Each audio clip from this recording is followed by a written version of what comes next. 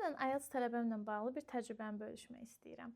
IELTS-a hazırlaşdığım bir tələbəm var idi. Bir gün mənə dedi ki, mən IELTS-ın speaking bölümündə mövzulara əvvəlcədən hazırlaşanda danışa bilmirəm. Danışan zaman nəyisə unuduram və donub qalıram. Amma bu spontan baş verəndə, mənə spontan hazırlaşmamış bir sualı verəndə, mən ona daha yaxşı və rahat şəkildə cavab verirəm və danışığım daha təbii alınır. Doğrudan da belə idi. Mən ona hansısa bir mövzunu hazırlaş, gəl danışacağıq deyəndə, həmin mövzunu yaxşı danışa bilmirdi.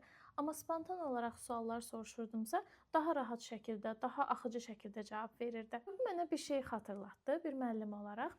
Tələbənin özünə rahat olan texnikanı tapa bilməsi üçün ona şərait yaratmaq lazımdır və bu biz müəllimlərin üzərinə düşür. Müəllim olaraq bizim rolumuz onu müşahidə eləmək davamlı şəkildə və müşahidə nəticəsində ona uyğun olan texnikanı tapmasına kömək eləmək və dərsi də o istiqamətdə qurmaqdır. Yəni hansı metodla daha rahat öyrəndiyini biz müşahidə edərək tapmalıyıq.